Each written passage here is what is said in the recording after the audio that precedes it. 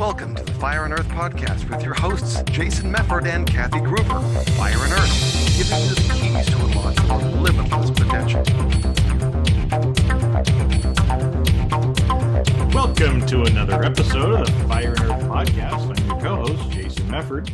And I am Kathy Gruver, and we are so excited to welcome back one of our favorite guests who's got some new version of her book, and we're going to talk about that. We've got Dr. Pat with us today, everybody. Yay, Dr. Pat.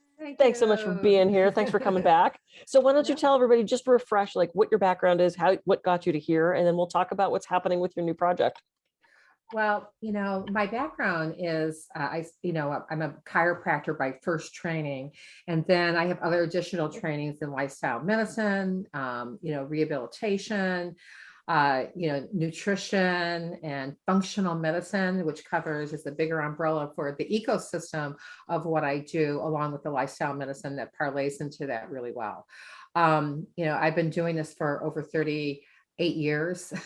And it's just a passion of mine to see people do well and thrive. Because so many times we get stuck and they don't, the next step is like, do I go this way? And you got you're asking the scarecrow like in the Wizard of Oz and going like that, and going in whatever direction your heart desires at the moment. And sometimes it leads us down a path that is not to our best benefit. Yeah. So remind us the title of your book, because I know we talked about it last time, but for people who don't remember or maybe didn't see that episode. So the title of the book is Why Are You Sick, Fat, and Tired? Why Are You Sick, Fat, and Tired? I've got at least 2 of those every day. And they fluctuate, At least the one fluctuates up and down. Yeah. But no, I mean, and especially given that we are just coming out of COVID, we still don't know if we're coming out of COVID. We're just coming out of COVID, and people, sort of sat in that year of stagnation. Maybe they weren't working. You couldn't go to the gym. You couldn't, so I think people really started to look at their self-care and look at their health. And I know you said you just recently made some changes to the book. So why don't you tell us like kind of what the book covers and what's new and exciting in it? And well, I have, I changed the format of the back of the book so that when someone reads it, it will make sense to them. It asks you questions like, do you qualify to even get this book? Like, why spend the money?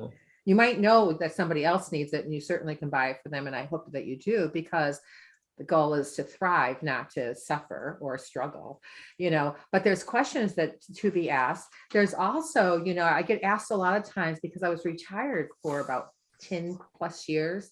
And people ask me like, well, what made you go back to work? I mean, like, if you didn't have to, why did you even do it? And, and then, there's Tom O'Brien, who's a chiropractor and also a functional medicine doctor, who sheds some lights and also paraphrases words that I use in the book about, like identifying that knowledge is powerful. It's not just power, it's powerful, but you got to know what to do with it. And so this book gives you an opportunity to do that, because it's a workbook, guidebook, and an advocating tool to get you to your next level. Whether, it doesn't matter. I always say mothers and fathers are influencers and leaders, and they're executives in their own houses. So we have, it's a broad span, and it's really, someone's like, oh my God, it really is for everybody, and I said, because it's hard to niche it down because there's just so many sick people. right. Yeah. And for so many different reasons, right? So Jason, you were about to say something. Well, I was going to say, because I'm curious. I wanted to jump a little bit more into little thing that you said there about, here you are, you're retired. Why go back? Right. I mean, there's so many people that are like, screw it. I'm retired. I'm done. I'm going to Florida. I'm going to the mountains, whatever. I'm just going to live out my life. And so I'm always curious, what was it behind it that kind of drove you to come out of retirement, write the book, speak, do the things that you're doing today? Because like you said, you didn't have to. So why? Well, one of the things is when I sold my practice on Cape Cod, I always wanted to live in a big city. And I kind of did that when I first was a chiropractor, and I first went to go work for a chiropractor in Cambridge, Massachusetts. But that was only like 8 months. And then my husband and I bought a practice that was on Cape Cod. And then I was on Cape Cod for 10 years. And I kept on going to the city. Anytime I had time off, I went to the city.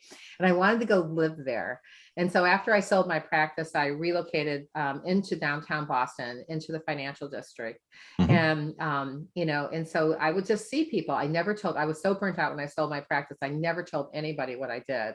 Yeah. I just dressed up, somebody, every once in a while, somebody at the gym who saw me would say, wow, you clean up really well. I said, well, you see me at 5:30 in the morning. I mean, seriously.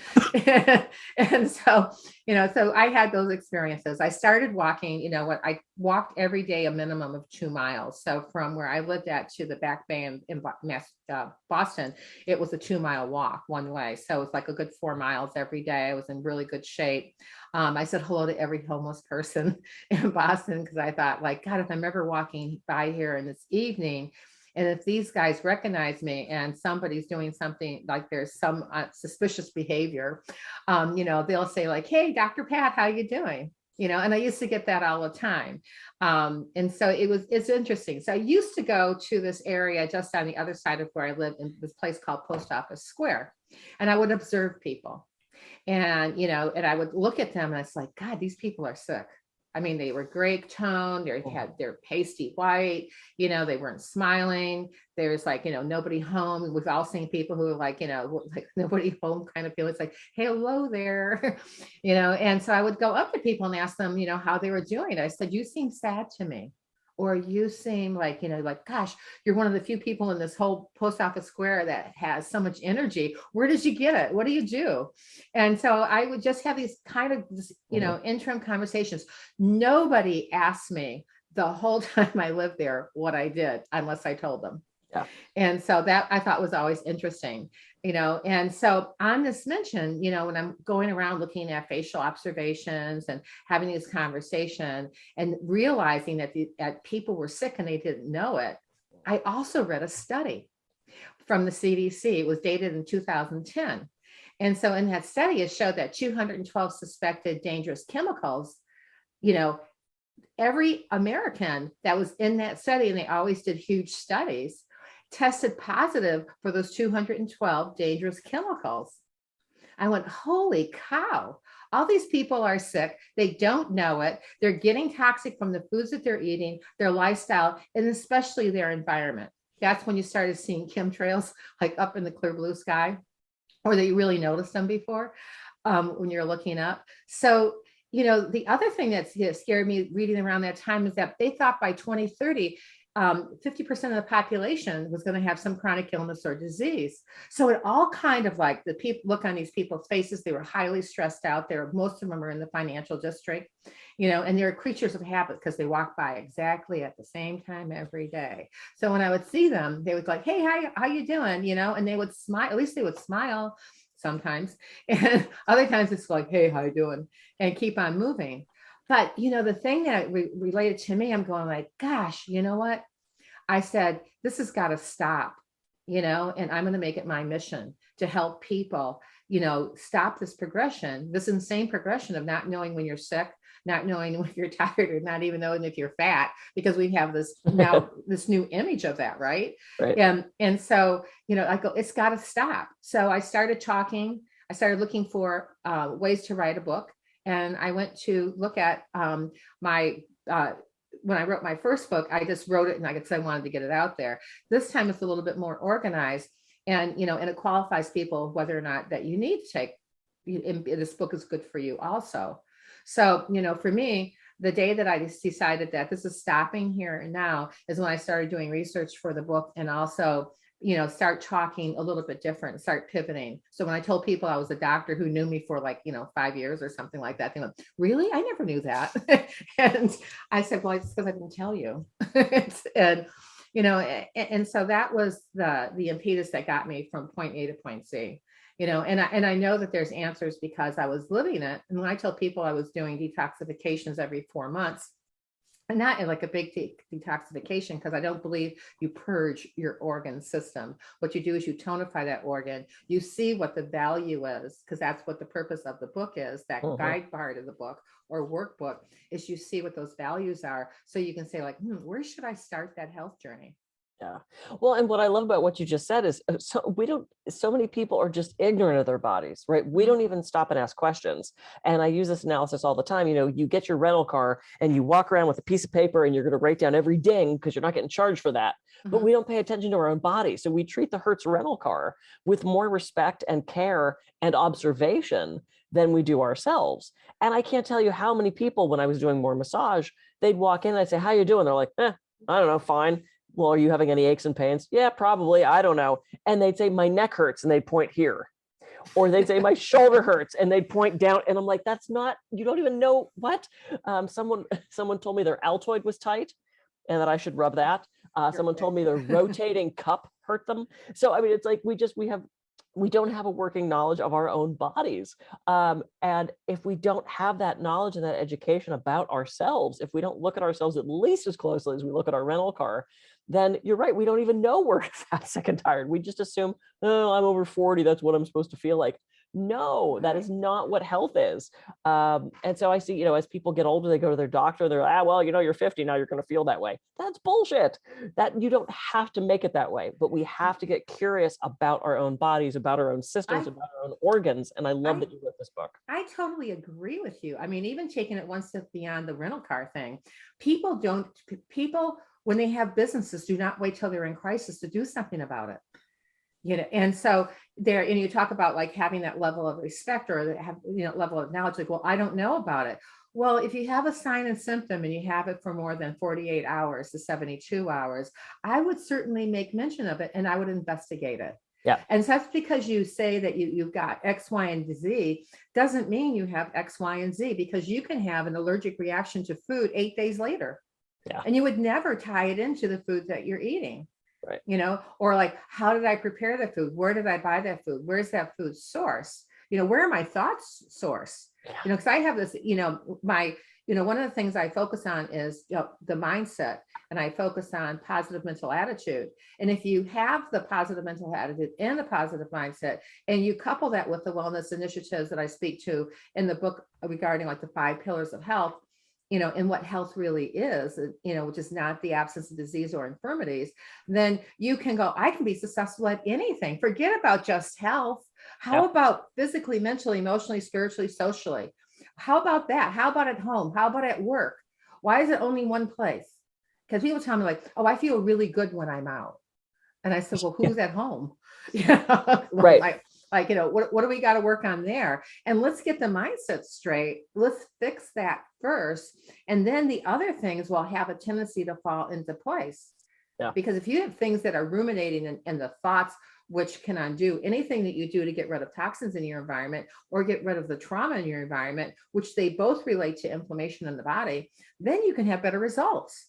Who doesn't want that? And it just takes a little bit of like, what is it that I have going in front of me? What do I have in my box of tools that I can use to go forth from today and then tomorrow, and then keep on building on that tool? Does that mean like walking 2 houses down? If you're really heavy, you can't walk very far. Great. Then you are successful. You should reward yourself for success every day that you do. Yeah. Yeah.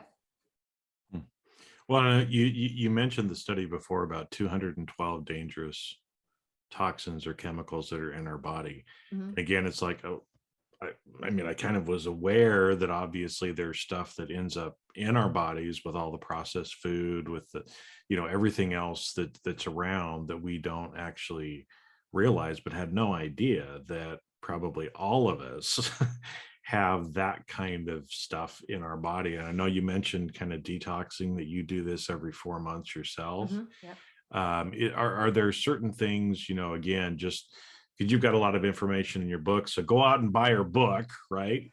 For sure. But what are some things that people can start thinking about, or at least get curious about, to see if it's something for them? Because I know, last night my wife came home and she was talking about something else that some friends of ours are taking, and I looked it up, and it's kind of a detoxifying stuff. But there's so much noise out there now too, when it comes to detox. You hear a lot of people using that term that have built, supplement companies and other things like that. But are there some simple things that we can do you know, to try to start or at least get curious and do more Sure. research on too? One of the biggest things to do is to hydrate, and Mm. when you hydrate, you want to stay away from water that's in plastic, because plastics, especially if the temperature has been extreme or it's sitting in a gas station, and in front of high temperatures, going back or forth, you don't want to drink that water because you're drinking plastic. But you need it for the 5 pillars of health. So going back to the definition of what health is, so people have a better idea, in Webster's dictionary, it says it's 100% function of your organ systems, but you don't know the 100% function of your organ systems. And the WHO, like when I always say when WHO was telling the truth, like back in the 40s and going into 86 when they had to adjust the definition, but their basic definition is, not the you're just because it defines health as not merely the absence of disease or infirmities. So the idea is that, we have these little things, these little voices that, keep on, saying things to us like, pay attention, pay attention. I mean, I didn't have floaters when I was 38, and I didn't have floaters when I was 52. But about a year ago, I started having floaters. You mean in your eyes? In your eyes. And to clarify for the people who don't know what that is. Okay, thank you. That's what that is. Okay. Yeah, and the little float. Yeah, you look and you're like, what is that going by? Yeah, those are floaters. So in Chinese medicine, clear ones indicate liver and black ones indicate kidney. So when I would ask somebody intake information on that would give me the clue, like maybe the kidney meridian is not firing like it's supposed to, and what does the kidney meridian, tie into? And so when I'm looking at people who want to do a detoxification, I'm going, if your detoxification makes you purge toxins out of your system, nobody should ever do that. It's not a good thing to do for your organ system, especially for your liver, because people want to tonify what the liver does. It doesn't want to purge the liver. You never do that. And so, when the detoxifications that I do with people are always about like, can your gut handle it? Because if your gut can't handle the toxins going back into it, so you can eliminate them out of your body, then you've got to fix the gut first. Yeah. So a lot of them just say, hey, go do this detox, but it doesn't take into account the quality and the function of your organ system of the gut. So if you're looking at the gut, it's got to be working, because what happens is when you eat, and if there's damage along the gut lining, then food or other elements get absorbed into the blood system. They have to go to the liver in order to be processed. And the liver, if it starts to get overwhelmed, stores those toxins in blood, brain, bone, and fat, no matter what's going on anyplace else. And so you have to have a way and a venue to get those heavy metal toxins, because you are right, Jason, everybody in this country has heavy metal in their body, everybody. Yeah. Well, and I remember when I was learning to what you're saying, and I remember this illustration when I was learning about this, when I was doing the functional integrative medicine stuff down in Los Angeles. They said, imagine that you let everybody on the 405, but close all the exits. You've got to make sure the exits are open first before you put everyone onto the 405. And I remember that image of, oh my God, if you do start to do this massive detox and you have no place for those toxins to go, you're flooding yourself. So yeah, it was just, that was the reminder image that popped back in my head. So that's especially out in California. If you've ever been on the 405, which I've been, and I think I sat there and played tic-tac-toe with the person next to me. And so it's like, hey, do you know how to play tictac-toe? True story. And I still won because I got to go first. Anyway, that's the key in tictac-toe. But the thing about people is that they don't, it's just like when you're looking at like, what should I do? A really good vibe to do is go buy organic food. And pay the price, because you either pay now or you pay later. The average cost that somebody spends out of pocket for diabetes is something like $19,000 to $25,000. I'd rather use that $25,000 or that $19,000 on something that I like to do, not that I have to do. And so I think that that's an important point to make in regards to that. And when looking at when you're looking at around what else can I do? Look at your cleaning fluids and the fertilizers that you use. I saw a guy spraying his yard in Florida when I went to do clinical rounds at National Chiropractic College in Pinellas, I think it's called. And I asked him, I said, what's that? He goes, Roundup. Mm. And I said to him, well, it's, it's toxic, it's carcinogenic. And he Yep. said, only if you breathe it. And I said, no, that's funny, right? It says, I looked at him, I said, you notice you don't have a mask on, number one. And even if you did have a mask, those molecules are so small, they would go through the mask. This is before COVID. And then these two little girls ran out the front door barefoot. And I said, so you're spraying it on the lawn. Yep. I go, they're running across the lawn, and 65% of what you put on your skin gets absorbed into your body. I said, you're giving those little girls, I said, a high dose of, a Roundup, because you want to get rid of your weeds. You can use Dawn and you can use vinegar, to get rid of those things and not have any, side effect. I go, look at the stream across the street. Yeah. And I'm pulling my dog. My dog was still alive then. I'm pulling my dog across the street. Said, "You cannot pee on that guy's lawn." Yeah, And what's so interesting is we now have this knowledge. Mm-hmm. So when I was a kid, I grew up in the 70s. We had ChemLawn come by. It came back on a big truck, and once the first neighbor did, then all the neighbors did, and every other Tuesday they'd come by and they'd spray, and they put these little flags that said, "Don't play in the yard." And even as a kid, I remember thinking, what the heck did you just spray there that I'm not allowed to walk on my lawn for the next week? We didn't have they might have had the knowledge, but we as a global society didn't have the knowledge of the detriment of those types of chemicals. Now we do. And the profit for Monsanto, can't stand them. The profit is so high that they're putting money above health, and stuff like that drives me crazy. And I'm now starting to see the have you been damaged by Roundup kind of things come on the TV. And that's when you go, okay, now people are getting wise to it. I don't want to have to litigate everything, but we're starting to get wise to, maybe we don't want to spray that shit all over our food. Well, I mean, it seems common sense to me. But likewise, you got to take a look at, other things that they put out for medications. Like when you see a TV, where they're talking about Cymbalta, and or anything else, or even vaccines, for instance, it's just like there's repercussions from those things that have they don't know them right away. Right. I mean, and if you look even into the Pfizer report on their vaccine, it's just like the side effects and the deaths that related to it, they kind of masked those numbers when they were happening, and they did not keep an accurate account. So, it's just like, wow, it's just like, you don't have my best interest at heart. I would never give you a loaded gun. Oh, take this pill. It's like, well, what does it do?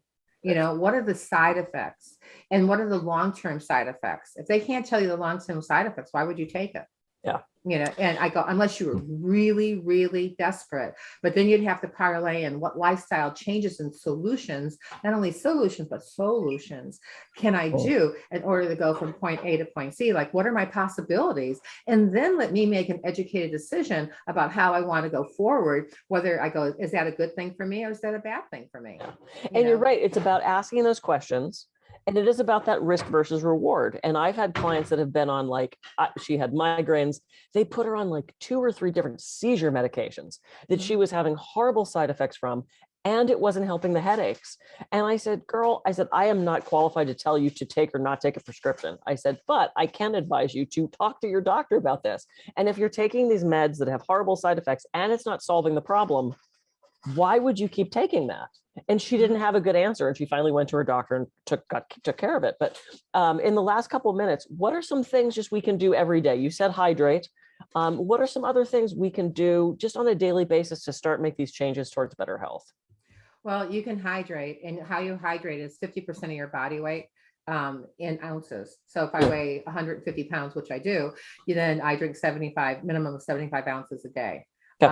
And then if I get to a point where I need to have I can't drink another ounce of water because I can't stand the taste of it, then I will put an essential oil that's therapeutic grade of lemon, lime, usually maybe some grapefruit. The other thing you can do is you can move every day. And so, my 5 pillars of health, the first is nutrition, second is exercise. So I go, you don't like to exercise? Well, just go out and walk. 15-minute walk can do a lot of things for mentally, physically, spiritually, socially. Get out of behind the computer and all that electricity. The third thing is sleep. So if you honor your sleep, and because sleep is where you restore, you revitalize, and you repair, you've got to shut electronic stuff off way beforehand, a good hour before you go to sleep. and that includes the TV, maybe. So like maybe like read or take a hot bath, something like that in order to get forward. And that positive mental attitude, Jim Rohn was an incredible man. And so if you want to change your mindset, you want to change the direction that your life is going in, you got to start your day off on a good positive thought, and you should end it on a good positive thought.